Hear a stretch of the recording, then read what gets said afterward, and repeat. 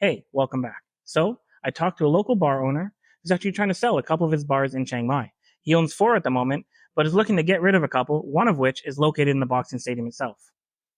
Now, if you are interested in keeping up to date on my bar and what's going on in Chiang Mai, please like and subscribe.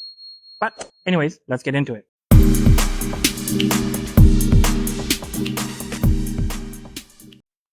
So, first off, where is the bar located?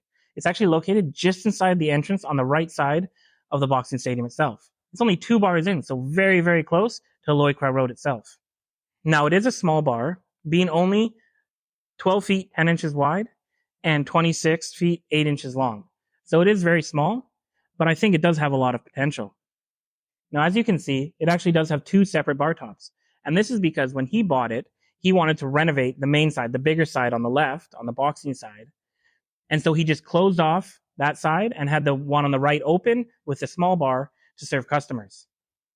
This allowed him to stay open while he was fixing that side. Now, he built this big bar himself, and it's a really good looking bar. It's very big and very sturdy, which is obviously very important for these kind of bars. As well, something unique to this is it actually comes with a washroom inside. Now, I know that sounds funny as that being a unique feature, but most of the bars, on the right side in particular, do not have washrooms inside.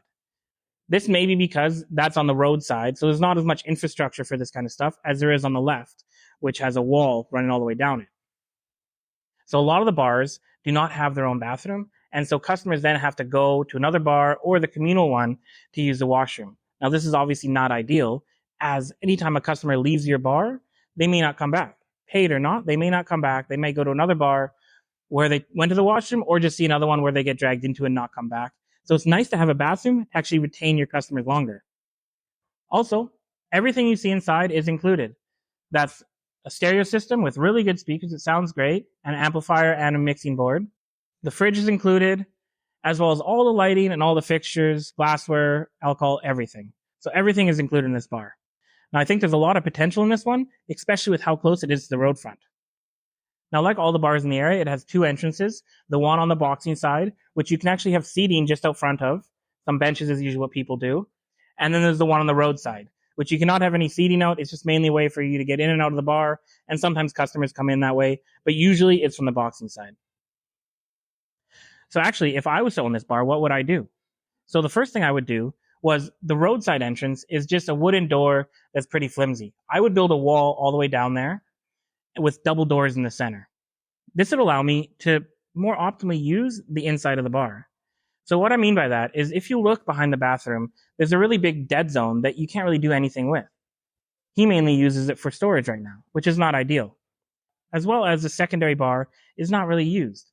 So I would get rid of both of those things, moving the bathroom right into the back corner there. Then that would also allow me to extend the main bar out, moving the fridge into the back corner and extend that main bar out so you have a really long bar. Now the bar top is already 11 feet long. Now you can easily get that bar top to be over 16 feet long, which gives you a lot of space. Now build onto it or rebuild it entirely, that's up to you. But that really wouldn't be that much money, as I think building the bar in my bar is approximately 15 feet long, and that was only 17,000 baht.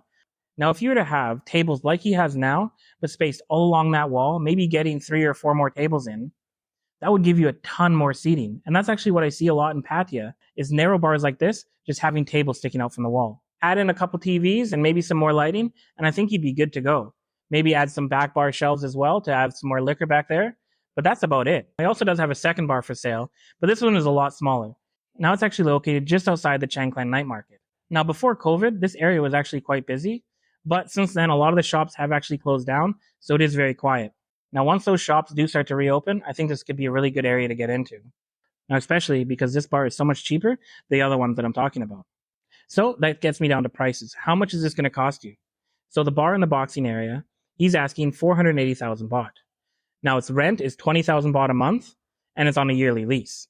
Electricity, he says, will cost you about 2 to maybe 3,000 baht a month, and in this area, water is actually included in the price, so you don't have to pay anything for water.